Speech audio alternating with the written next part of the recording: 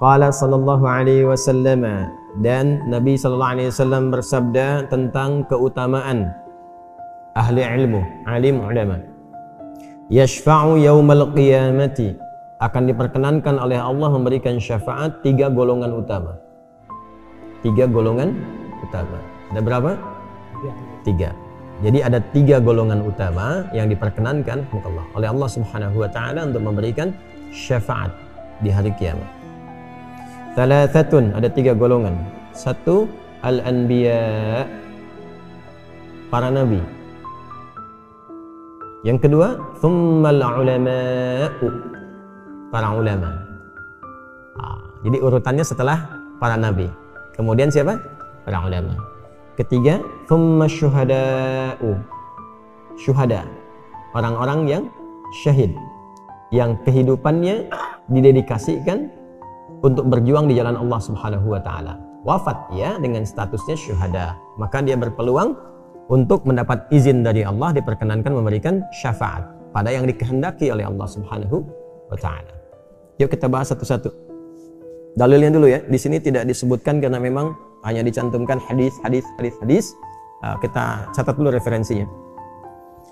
Hadis yang ini saya sudah cek ya, ditemukan di Sunan Ibnu Majah. Sunan Ibnu Majah. Nanti silahkan dicatat referensinya. Nomor hadis 4313, 4313.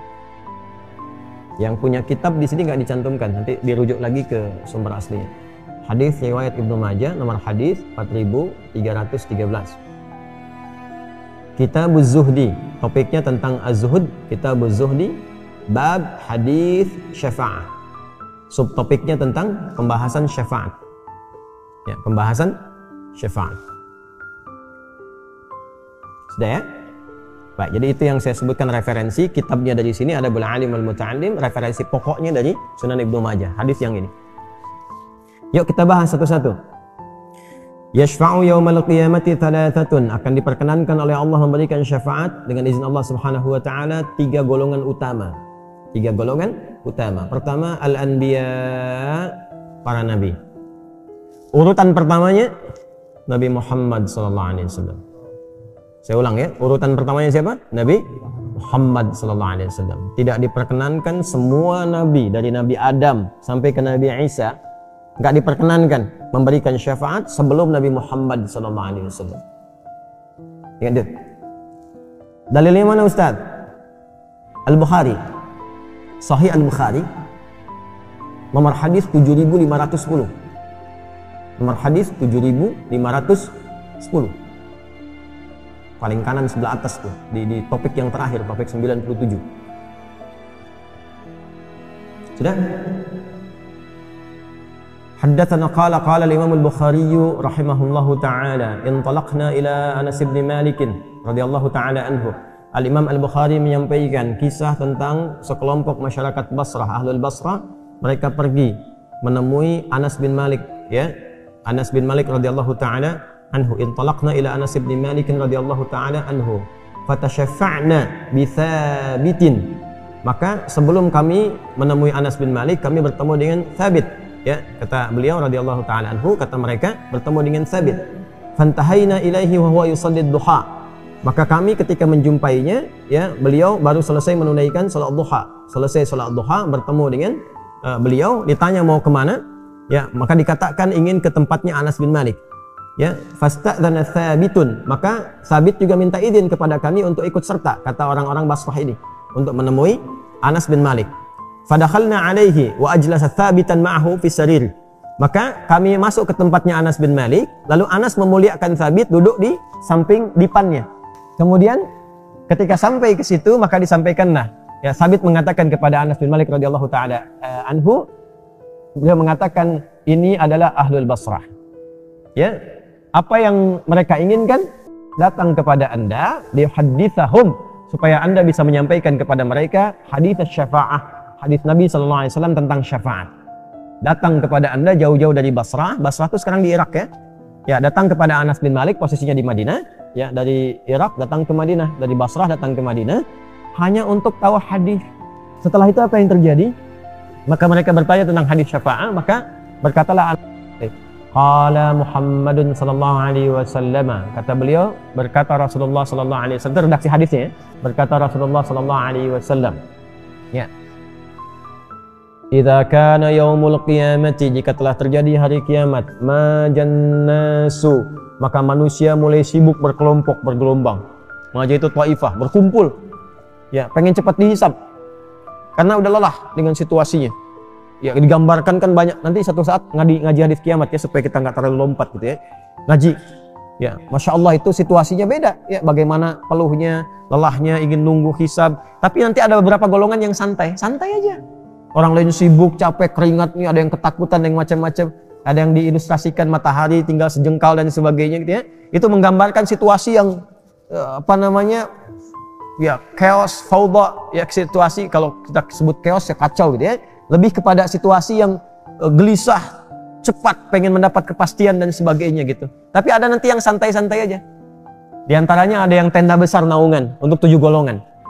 Sab'atun yadhilluhumullahu fi dhillin yawma la dhilla illa dhilluh. Ada 7 golongan saat orang lain merasakan kesulitan, capek, bingung, lelah, penat. 7 golongan ini santai aja. Siapa 7 golongan itu? Ada al-imamul adil, pemimpin yang adil. Imam itu macam-macam. Imam masjid juga disebut imam kan? Ya kan? Rumah tangga disebut imam. Sampai ke puncaknya nanti pemimpin negeri. Makanya didoakan pemimpin itu supaya adil. Ya, didoakan supaya adil. Kalau salah, diluruskan dengan cara yang lembut, diberikan masukan, bukan dicaci maki. Ya. Kemudian didoakan supaya adil. Imam juga begitu, harus adil. Adilnya imam tuh nengok kepada makmum, lihat siapa yang sholat. Ya, jangan karena imam baru hafal surat Al-Baqarah dibaca sampai setengah Al-Baqarah gitu. Ya, tiba-tiba lihat ke belakang kosong semua gitu. Ya, mungkin ada orang yang mampir di perjalanan, dia menunggu anaknya sudah nunggu, pengen cepat pulang. Nah, ada orang transit sebentar, pengen cepat ke bandara. Ya, Anda bisa jadi imam, lihat dulu siapa. Ada orang yang nggak mampu berdiri lama. Masya Allah, karena Jumat saya bacakan Al-Kahfi 1, yang kedua Yasin. Ya, begitu tengok ke belakang dimaki-maki karena dia ketinggalan pesawat gitu kan. Ya, lihat ke belakang, bacakan yang sesuai, nggak apa-apa. Ya, lihat ke belakang. Setelah itu katakan istau, istaqimu, rapatkan. Ya, lu baca ayat-ayat yang sesuai dengan kiranya kebutuhan imam pada masa itu atau suasananya bagaimana. Suasana ada wabah, baca tentang ayat-ayat yang memohon kepada Allah dibebaskan dari penyakit. Suasana menjelang haji, baca ayat-ayat tentang haji. Yang haji dimudahkan, yang belum haji kemudian akan diberikan kenyamanan dan kelapangan untuk berangkat. Ya, tadi misalnya ada ajakan untuk umrah yang belum berangkat, imamnya baca supaya memudahkan yang belum berangkat bisa berangkat. Itu salah satunya. Atau ayat-ayat umum untuk kemaslahatan. Itu. Ya. Bahkan nanti ada yang suka baca ayat tauhid aja. Ada yang hobinya di antara sahabat Nabi itu, ada yang hobinya baca qul huwallahu aja rakaat kedua. Nah, itu ada sanadnya. Bacanya qul huwallahu aja sampai diadukan sama sahabat nih. Ya, sampai ya kalau kita sekarang disebutnya imam kulhu gitu kan. Ya, Nabi ini bacanya qul huwallahu terus katanya kan. Ditanya oleh Rasulullah SAW, "Kenapa engkau baca setiap rakaat kedua qul huwallahu?" Ya, kata beliau, "Karena saya menemukan banyak sifat tauhid, sifat Allah yang indah di situ dan saya mencintai Allah." Maka turunlah berita hadis qudsi. Ya, Allah menyampaikan kepadamu, ketika engkau mencintai Allah, Allah pun mencintaimu. Gitu. Ini ada banyak sekali, banyak. Di Islam itu semuanya tuh serba indah, serba mudah, tapi nggak dimudah-mudahkan. Ya, maka ketika datang itu disampaikan, manusia itu penat, pekat, ada yang santai, 7 golongan. Di antaranya itu. Yang kedua, rajulani tahaddani fillah. 2 orang yang saling mencintai karena Allah. Ya, mencintai. Yang dimaksud mencintai itu 2 orang di sini maksudnya apa? Yang laki-laki, perempuan atau pasangan yang halal. Ya, tapi bukan laki-laki cinta laki-laki, perempuan cinta perempuan, bukan. Ikan mengajak supaya sama-sama dapat ridha Allah. Ya, akhi, besok itu ada hari Senin puasa, amal akan ditampakkan pintu surga terbuka, puasa yuk. Nah, itu maksudnya. Tahajud, saling ingatkan. Kan? Suami istri juga begitu misalnya, ya mengajak pada kebaikan, istri suruh pakai jilbab ke majlis ta'lim karena ingin mendapatkan ridha Allah. Itu dinaungi nanti dihisab di hari kiamat. Ya. Kalau laki-laki ke perempuan belum nikah perhatian, itu modus namanya, kan? Ya, ukhti tahajud yuk ya. Nah, begitu sudah nikah nggak tahajud ya, itu nggak konsisten. Jelas ya? Nah, di antaranya siapa lagi? Rajulun kana qalbuhu muta'alliqan bil masajid. Ada orang yang hatinya itu cinta masjid. Pengen ke masjid. Masya Allah, ke masjid, pengen mengabdi walaupun cuma bersih-bersih, ikut di DKM, ikut macam-macam, tapi terpaut kalaupun jauh mikirin masjid. Gimana nih kas masjid masih cukup atau tidak? Gimana bayar listriknya? Gimana snack untuk jamaah? Gimana coffee morningnya? Macam-macam tuh. Ya, itu kepikiran terus tuh. Itu muta'alliqan bil masajid. Itu yang kita sebut dengan rel masjid. Ya, jadi ada rel Madrid, ada rel masjid. Ya, saya netral. Saya bukan supporter salah satu klub bola gitu ya. Nah, cuman kalau ditanya saya hafal. Saya tahu Benzema kemarin dapatkan Ballon d'Or juga ya. Cuman yang dapat naungan di hari kiamat rel masjid. Nah, itu diantaranya. Nanti ada yang itu satu tenda besar. Ada yang tendanya jalan terus ikut. Ada yang ikut, dia keluar dari situ santai aja ikut, dinaungin terus. Ya, jadi teduh, yang lain kepanasan dia teduh, dia bisa keluar. Ya, siapa itu? Diantaranya nanti ada orang yang ahli Al-Baqarah dan Ali Imran. Ka'annahuma ghamamatan. Yang keduanya jadi awan menaungi terus. Kemana dia jalan dinaungi. Ya, kemana dia jalan dinaungi, itu ahli Al-Baqarah dan Ali Imran. Makanya orang-orang yang sudah hafal Al-Baqarah di era Nabi sekalipun kecil itu dihormati. Dihormati sekalipun baru Al-Baqarah. Ya, yang lain itu nggak bisa menyoal. Oh, ini orang ini udah dapat naungan di hari kiamat, kita belum mau nyoal orang ini. itu diantara takrimnya para sahabat pada yang lainnya. Lalu mereka datanglah faja'u ila Adam alaihissalam, maka datang kepada Nabi Adam alaihissalam. Mereka minta syafaat.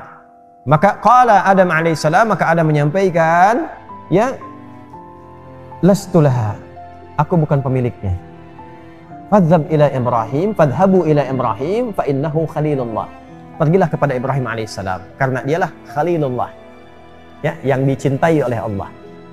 Faja'u ila Ibrahim alaihissalam fatalabu syafa'ata, maka mereka datang kepada Nabi Ibrahim alaihissalam meminta syafaat. Faqala Ibrahim alaihissalam, maka Nabi Ibrahim berkata, lastulaha, aku tidak berhak memberikan saat ini. Idhabu ila Musa alaihissalam fa innahu kalimullah. Pergilah kepada Musa alaihissalam karena beliau kalimullah. Ya, yang diajak langsung bicara oleh Allah Subhanahu wa taala. Antum kalau diundang ke pimpinan diajak ngobrol langsung, bukankah itu istimewa? Musa kalimullah. Dikhitab langsung oleh Allah. Musa itu istimewa, kata Ibrahim. Datang. Faja'u ila Musa alaihissalam, datanglah kepada Musa alaihissalam, fatalabu syafa'ata faqala lastu laha.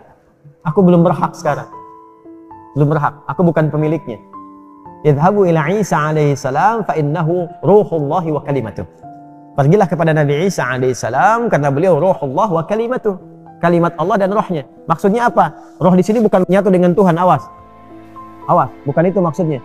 Yang dimaksudkan punya keistimewaan ketika rohnya ditiupkan. Dan dengan kalimat Allah, jadilah ia terkandung dalam rahim ibundanya tanpa disentuh laki-laki manapun. Itu maksudnya. Karena kita pun rohnya dari Allah, sama-sama. Ya, dalilnya apa? Quran surah ke-15 ayat ke-28 sampai 29. Wa idh qala rabbuka lil malaikati inni khaliqun basharan min salsalin min hama'in masnun fa idza sawaituhu wa nafakhtu fihi birruhi faqa'u lahu sajidin. Roh kita pun dari Allah. Maksudnya pemiliknya Allah. Roh Allah itu adalah yang rohnya pemiliknya siapa?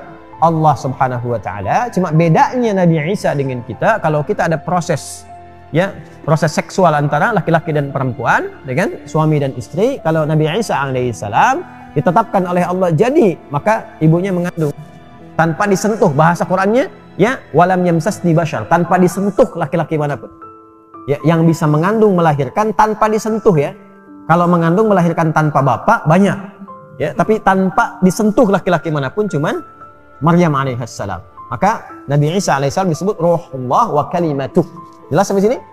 Ya, tapi tetap bukan Tuhan. Dalam keyakinan kita umat Islam bukan Tuhan, bukan anak Tuhan, bukan Tuhan, tapi Nabi dan Rasul terpilih. Mudah bagi Allah. Jelas. Maka datanglah faja'u ila Nabi Isa alaihissalam, maka datanglah kepada Nabi Isa alaihissalam, fatalabu syafa'at, mereka minta syafaat, maka berkata Nabi Isa alaihissalam, lastulaha, aku sekarang bukan pemiliknya. Ya, belum saatnya untukku. Maka berkata beliau, idhabu ila Muhammadin sallallahu alaihi wasallam. Datanglah kepada Nabi Muhammad sallallahu alaihi wasallam. Faja'u ila, ya, Nabi Muhammadin sallallahu alaihi wasallam. Saya tambahkan Nabi untuk adab di situ, maka datanglah kepada Nabi Muhammad sallallahu alaihi wasallam. Ya, fatalabu syafa'ata faqala ana laha. Ya, akulah yang diizinkan oleh Allah untuk memilikinya sekarang. Akulah yang diizinkan oleh Allah untuk memilikinya sekarang. Fasta'dzana Allah subhanahu wa ta'ala faqama baina yadayhi.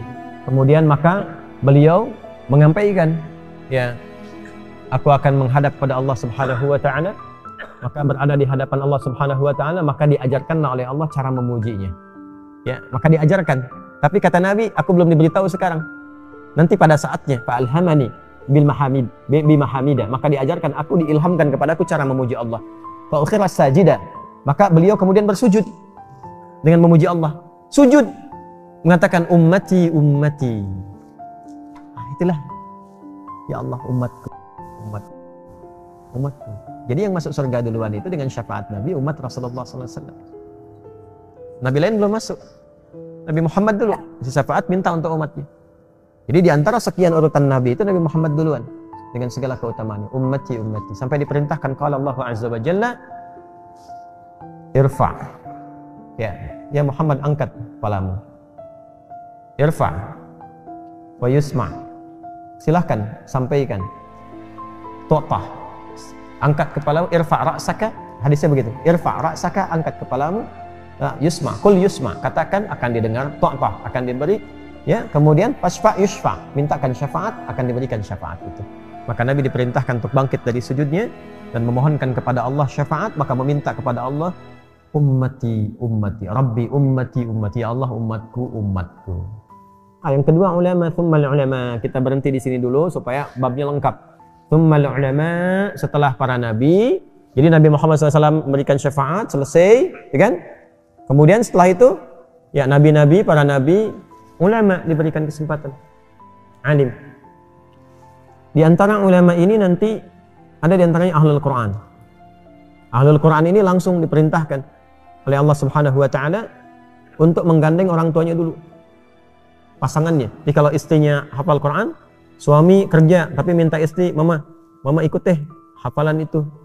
Ya, semampu yang bisa dikerjakan. Insyaallah papa support misalnya. Hafal tuh.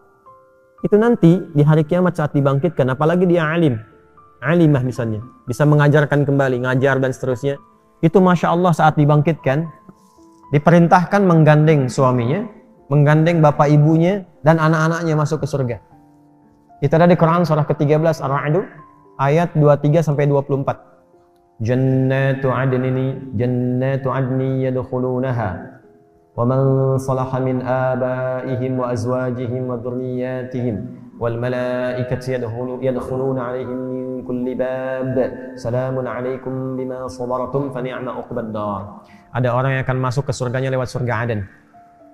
Kemudian diperintahkan dulu gandeng bapak ibumu yang saleh. Ternyata Pak, anak jadi ulama itu ada peran orang tuanya, bapak ibunya. Maka sekarang siapkan. Harus ada kebanggaan satu di antara anggota keluarga itu. Kalau cuma jadi ahli dunia, jangankan yang beriman, yang belum beriman pun bisa. Perlombaan kita itu ahli akhirat. Kalau bapak ibu siapkan anak dari sekarang jadi ahli akhirat, dunianya akan ikut. Dunianya akan ikut. Silahkan mau jadi dokter yang ahli Quran. Jadi pilot yang ahli Quran, ahli hadis. Itulah ulama. Kalau belum masuk ke situ, di hadis yang sebelumnya, masih ingat? Kun aliman au muta'allimah. Jadilah pemilik ilmu, ulama. Kalau belum mampu, belajar ikut ulama. Mustami'an. Kalau belum mampu muta'alim, jadi penyimak. Mustami'. Au muhibban. Kalau nggak mampu, jadi pecinta ulama. Supaya masuk dalam zumratul ulama. Golongannya para ulama. Ikut.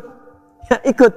Jadi kalau bisa jadi ulama, masih mencoba, belum mampu, kemudian jadi muta'alim, muridnya ulama. Kalau belum mampu kita dapat yang khusus muridnya ulama, jadi mustami'nya ulama. Murid itu beda, ya. Muta'alim dengan mustami' itu beda. Ya, muta'alim itu bisa ikut terus, ya. Ada sanad, ada ijazah kadang-kadang, atau nanti ada kajian yang khusus menghimpun itu, atau dia memang terus ikut begitu. Ya. Atau mustami' pendengar umum. Atau yang keempat, au muhibbah, atau pecintanya. Itu masuk dalam zumratul ulama, golongan orang-orang yang diikut sertakan bersama ulama. Diingat dia tuh. Makanya guru saya dulu sering mengajarkan, kalau nanti kamu sudah mengajar, kamu tuh kalau ngajar lihat wajahnya tuh. Wajahnya lihat. Nah nanti kamu siang ngajar, malam kamu berdoa. Dalam tahajud, dalam sholat. Nah bayangkan tuh wajah-wajah yang kamu lihat itu. Walaupun kamu nggak tahu siapa namanya. Minta kepada Allah supaya ilmu itu berkah masuk ke dalam jiwanya, diberikan hidayah, diberikan kemudahan aktivitasnya, diberikan kemudahan di alam kuburnya, diberikan kemudahan di akhirat. Itu guru saya dulu begitu. Kayak kami ngajarkannya itu dulu. Jadi itu yang menjadikan kita itu kalau ngajar, ya berusaha semaksimal mungkin. Sebaik yang bisa kita lakukan. Tapi malam-malam tuh bangun lagi. Guru tuh memang harus begitu. Jadi murid mendoakan gurunya, guru mendoakan muridnya, maka ada ketersambungan di situ. Itu gambarannya. Itulah yang dimaksud dengan yashfa'u yaumal qiyamati thalathatun al-anbiya wal ulama. Maka dekati itu jaga para ulama-ulama itu. Ulama itu ukurannya apa? Ukuran pertamanya bukan ilmunya dulu. Ukuran pertamanya hasil ibadahnya, iman tadi itu baru mengantar kepada ilmu. Imannya itu tampak pada khasyahnya. Itu yang dimaksud surah Fatir tadi. Ya, dari ayat 27 sampai ayat 28 itu innama yakhsyallaha min ibadihil ulama. Khasyahnya tinggi, ibadahnya bagus. Khasyah itu gini, rasa takut yang menjadikan semua ilmunya diajarkan, dikeluarkan karena Allah. Jadi kalau memberi fatwa, fatwanya karena Allah, bukan karena dunia. Bukan karena ditawarin Alphard, beda kemudian fatwanya. Bukan karena dikasih sarung, kemudian ya diikutin fatwa orang yang ngasih sarung permintaannya. Ini bukan karena dunia, karena nanti akan ada yang begitu. Kalau Anda ngaji tentang hadis-hadis, tanda-tanda akhir zaman, di pembukanya akan muncul nanti da'i-da'i atau yang disebut juga alim dan sebagainya sudah mulai keluar dari jalur fatwa yang benar. Akan ditemukan seperti itu, motong-motong ayat Quran. Ya, atau menjadi stempel misalnya keinginan orang-orang tertentu yang dibawa ke dalam urusan dunia akan ditemukan. Kalau disebutkan pasti ditemukan. Bahkan ada yang mulai aneh bicaranya. Ada. Sayati alaikum unasun au zamanun, di mukaddimah kitab hadis Muslim nomor hadis 11 sampai 12. Jilid yang pertama. Ya, yang syarahnya Imam Nawawi itu, ya, paling kanan di pertengahan. Ya, jilid pertama. Akan datang kata Nabi sallallahu alaihi wasallam itu satu masa yang akan kalian hadapi. Ya, segolongan orang yuhadditsunakum bima lam tasma'uhu wa la yasma'uhu aba'akum. Akan datang orang-orang yang membuat kalian itu bingung, kaget kalau mendengar dia bicara, dia ceramah. Ya, karena menyampaikan sesuatu yang aneh. Jangankan Anda, orang-orang dulu pun kalau dengar ikutan kaget juga katanya. Ya, jadi kalau Abu Jahal dengar pun ikut kaget juga gitu. Ya, kata Nabi, iyyakum wa iyyahum, kalau nanti menemukan yang seperti itu, waspadalah, waspadalah. Ya, itu bahasa hadisnya. Iyyakum wa iyyahum, waspadalah, waspadalah. Jauhi mereka, tinggalkan. Ya, aneh nggak kalau dengar begini? Semua agama sama, menuju pada Tuhan yang sama. Cuman caranya beda-beda. Aneh nggak? Jangankan antum, orang dulu pun kalau dengar ikutan aneh juga. Abu Jahal juga akan aneh juga itu. Ya, makanya kalau ada yang dengar yang begitu, mesti hati-hati, mesti waspada. Sekarang sudah ditemukan. Ya, jangan merasa paling benar dengan agamanya sendiri. Yo, kalau nggak merasa benar, ngapain kita masuk Islam? Pemeluk agama itu meyakini kebenaran agamanya, makanya dia beragama. Ya kan? Saudara-saudari kita yang Kristen, yang Hindu, yang Buddha merasakan dengan pandangan mereka bahwa itu benar, makanya mereka pilih itu. Kita merasakan Islam itu benar, paling benar di antara yang lain. Makanya karena merasa benar kita masuk Islam. Ya, jangan merasa benar sendiri, itu orang nggak benar. Paham nggak? Paham nggak? Toleran itu ya harus dengan cara menghormati, dengan cara tidak mengganggu. Lakum dinukum. Kita udah khatam, jangan ganggu orang, tapi juga jangan ikut-ikutan. La ikraha, jadi jangan ikut-ikutan. Adzan di masjid, sholawatan di majlis. Ya, sholawatan tempat ibadah agama lain, kan? Ya sama-sama bikin bingung. Ya, yang sana bingung kan, cerianya cuma di wajah aja, di hatinya kan menolak. Makanya Buya Hamka mengatakan itu pengkhianatan paling tinggi. Di wajah senyum, di hati menolak. Wajahnya senyum, hatinya membenci. Gimana tuh diekspresikannya? Nggak bisa begitu. Ya, makanya daripada ada pengkhianatan, kata Buya Hamka, yang nggak usah disertai. Yang betul tuh begitu, zero tolerance. Toleransinya zero tolerance. Hormati tanpa merusak, tanpa mengganggu. Kalau nanya, jelaskan. Gitu, itulah dakwah. Paham? Tsumma syuhada, yang ketiga adalah para syuhada. Siapakah syuhada itu? Ada berapa golongan? Bagaimana mendapatkan syafaat? Itu nanti di pertemuan berikutnya. Insya Allah, ya. Yang penting kita tahu ada 3 golongan, dan di antara golongan itu yang keduanya sudah kita bahas bersama. Mulai hari ini coba perbaiki diri kita, pulang lebih baik. Yang kedua, perbaiki diri sendiri sebelum banyak menyebutkan orang lain. Yang ketiga, belajar dengan sungguh-sungguh, bermohon kepada Allah. Kalau bukan kita, insya Allah anak keturunan bisa menjadi lebih baik. Yang keempat, siapapun yang mengajarkan kita untuk mendekat kepada Allah Subhanahu wa Ta'ala, maka dekati. Ambil ilmunya, ambil kebaikannya. Kalaupun ada yang kurang baik dari sikap dan sebagainya, maka tidak ada yang sempurna dari semua orang.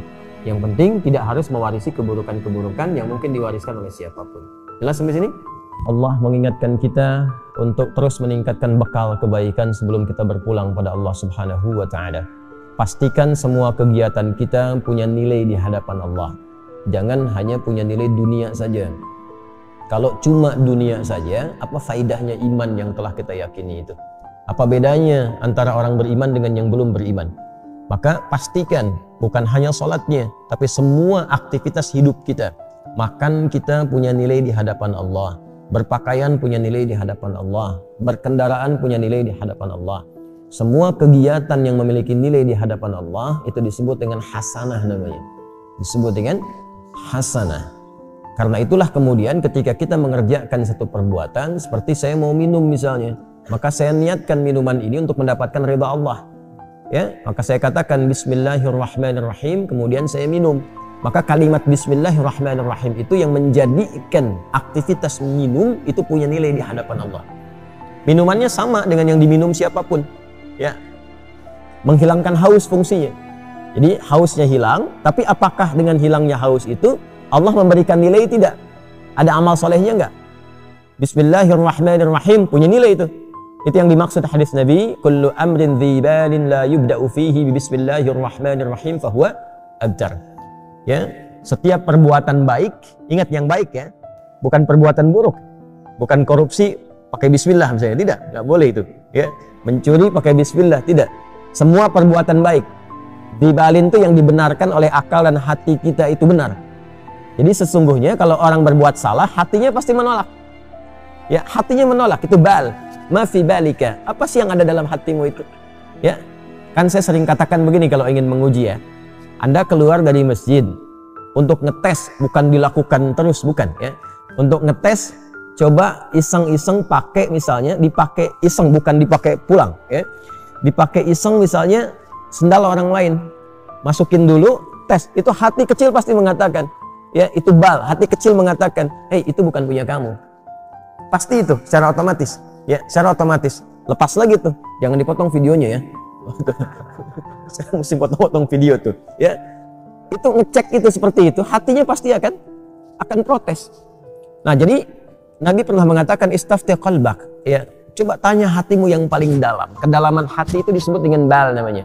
Maaf ibadi, kenapa lu? Apa sih isi hatimu itu yang membimbing pikiranmu itu? Ya?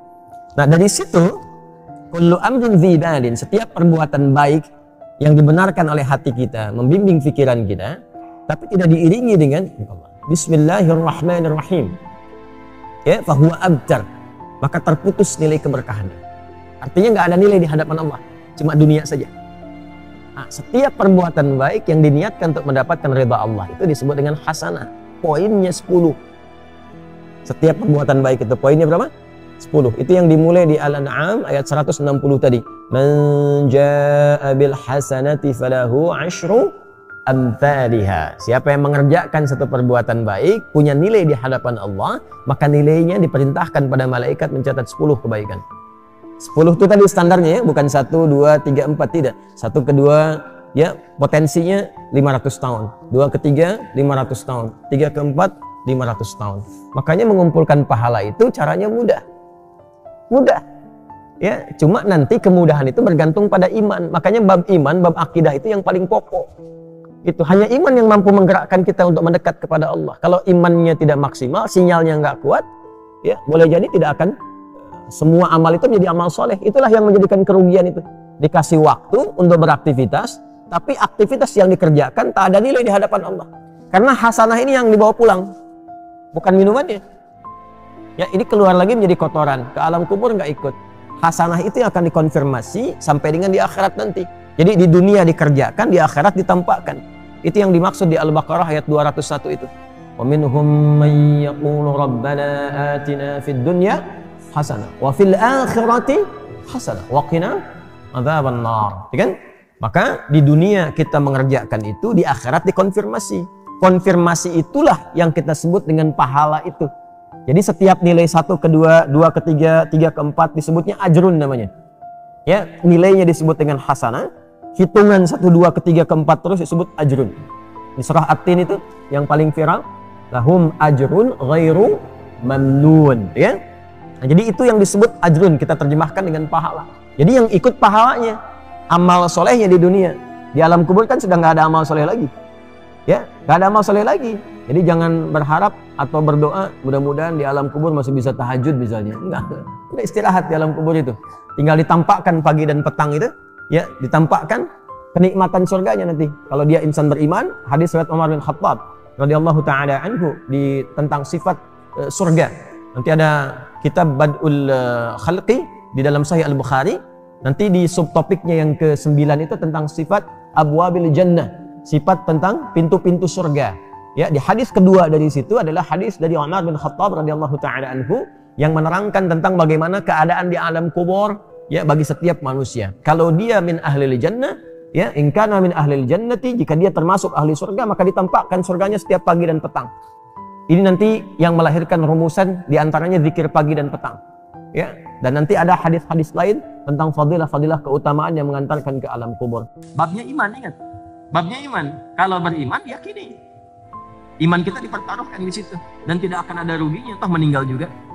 Ya kan? Toh meninggal juga. Nah, nanti dikonfirmasi saat di akhirat ditampakkan itu semua dalam bentuk kitab kita. Makanya nanti di surah Al-Isra akan dikonfirmasikan Iqra kitabah kafa bi nafsika al-yawma 'alaika hasiba.